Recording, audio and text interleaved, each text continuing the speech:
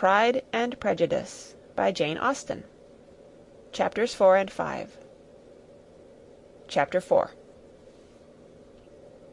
When Jane and Elizabeth were alone, the former, who had been cautious in her praise of Mr. Bingley before, expressed to her sister just how very much she admired him. "He is just what a young man ought to be," said she. "Sensible, good-humoured, lively, and I never saw such happy manners, so much ease, with such perfect good breeding." "He is also handsome," replied Elizabeth, "which a young man ought likewise to be if he possibly can. His character is thereby complete." "I was very much flattered by his asking me to dance a second time. I did not expect such a compliment." "Did not you? I did for you. But that is one great difference between us. Compliments always take you by surprise, and me never." "What could be more natural than his asking you again? He could not help seeing that you were about 5 times as pretty as every other woman in the room. No thanks to his gallantry for that. Well, he certainly is very agreeable, and I give you leave to like him. You have liked many a stupider person." "Dear Lizzy!" "Oh, you are a good deal too apt, you know, to like people in general. You never see a fault in anybody. All the world are good and agreeable in your eyes. I never heard you speak ill of a human being in your life." "I would not wish to be hasty in censuring anyone, but I always speak what I think." "I know you do, and it is that which makes the wonder. With your good sense, to be so honestly blind to the follies and nonsense of others. Affectation of candour is common enough, one meets with it everywhere. But to be candid without ostentation or design, to take the good of everybody's character and make it still better, and say nothing of the bad, belongs to you alone. And so you like this man's sisters too, do you? Their manners are not equal to his." "Certainly not, at first, but they are very pleasing women when you converse with them. Miss Bingley is to live with her brother and keep his house, and I am much mistaken if we shall not find a very charming neighbour in her." Elizabeth listened in silence, but was not convinced. Their behaviour at the assembly had not been calculated to please in general, and with more quickness of observation and less pliancy of temper than her sister, and with a judgment too unassailed by any attention to herself, she was very little disposed to approve them. They were in fact very fine ladies, not deficient in good humour when they were pleased, nor in the power of making themselves agreeable when they chose it, but proud and conceited. They were rather handsome, had been educated in one of the first private seminaries in town, had a fortune of 20,000 pounds, were in the habit of spending more than they ought, and of associating with people of rank, and were therefore in every respect entitled to think well of themselves and meanly of others. They were of a respectable family in the north of England, a circumstance more deeply impressed on their memories than that their brother's fortune and their own had been acquired by trade. Mr. Bingley inherited property to the amount of nearly 100,000 pounds from his father, who had intended to purchase an estate, but did not live to do it. Mr. Bingley intended it likewise, and sometimes made choice of his county; but as he was now provided with a good house and the liberty of a manor, it was doubtful to many of those who best knew the easiness of his temper whether he might not spend the remainder of his days at Netherfield, and leave the next generation to purchase. His sisters were anxious for his having an estate of his own; but though he was now only established as a tenant, Miss Bingley was by no means unwilling to preside at his table, nor was Mrs. Hurst, who had married a man of more fashion than fortune, less disposed to consider his house as her home when it suited her. Mr. Bingley had not been of age 2 years when he was tempted by an accidental recommendation to look at Netherfield House. He did look at it, and into it for half an hour, was pleased with the situation and the principal rooms, satisfied with what the owner said in its praise, and took it immediately. Between him and Darcy there was a very steady friendship, in spite of great opposition of character. Bingley was endeared to Darcy by the easiness, openness, and ductility of his temper, though no disposition could offer a greater contrast to his own, and though with his own he never appeared dissatisfied. On the strength of Darcy's regard, Bingley had the firmest reliance, and of his judgment the highest opinion. In understanding, Darcy was the superior. Bingley was by no means deficient, but Darcy was clever.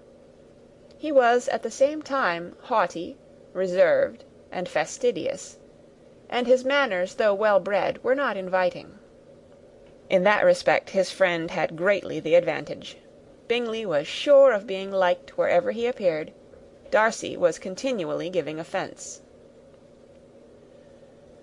The manner in which they spoke of the Meryton assembly was sufficiently characteristic. Bingley had never met with more pleasant people or prettier girls in his life. Everybody had been most kind and attentive to him. There had been no formality, no stiffness. He had soon felt acquainted with all the room, and as to Miss Bennet, he could not conceive an angel more beautiful.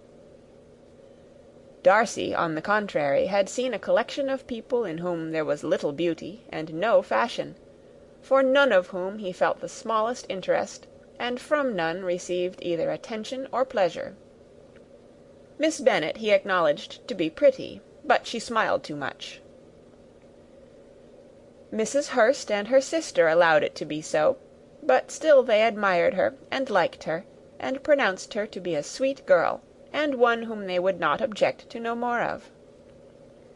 Miss Bennet was therefore established as a sweet girl, and their brother felt authorized by such commendation to think of her as he chose.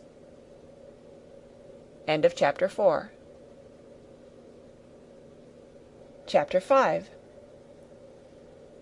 Within a short walk of Longbourn lived a family with whom the Bennets were particularly intimate. Sir William Lucas had been formerly in trade in Meryton, where he had made a tolerable fortune, and risen to the honour of knighthood by an address to the King during his mayoralty. The distinction had perhaps been felt too strongly. It had given him a disgust to his business, and to his residence in a small market town, and, in quitting them both, he had removed with his family to a house about a mile from Meryton, denominated from that period Lucas Lodge, where he could think with pleasure of his own importance, and, unshackled by business, occupy himself solely in being civil to all the world. For, though elated by his rank, it did not render him supercilious. On the contrary, he was all attention to everybody. By nature inoffensive, friendly, and obliging, his presentation at St. James's had made him courteous. Lady Lucas was a very good kind of woman, not too clever to be a valuable neighbour to Mrs. Bennet. They had several children. The eldest of them, a sensible, intelligent young woman, about 27, was Elizabeth's intimate friend. That the Miss Lucases and the Miss Bennets should meet to talk over a ball was absolutely necessary, and the morning after the assembly brought the former to Longbourn to hear and to communicate. "You began the evening well, Charlotte," said Mrs. Bennet, with civil self-command, to Miss Lucas. "You were Mr. Bingley's first choice." "Yes, but he seemed to like his second better." "Oh, you mean Jane, I suppose, because he danced with her twice. To be sure, that did seem as if he admired her. Indeed, I rather believe he did. I heard something about it, but I hardly know what. Something about Mr. Robinson." "Perhaps you mean what I overheard between him and Mr. Robinson. Did not I mention it to you? Mr. Robinson's asking him how he liked our Meryton assemblies, and whether he did not think there were a great many pretty women in the room, and which he thought the prettiest, and his answering immediately to the last question, 'Oh, the eldest Miss Bennet, beyond a doubt. There cannot be two opinions on that point." "Upon my word! Well, that is very decided indeed. That does seem as if... But, however, it may all come to nothing, you know." "My overhearings were more to the purpose than yours, Eliza," said Charlotte. "Mr. Darcy is not so well worth listening to as his friend, is he?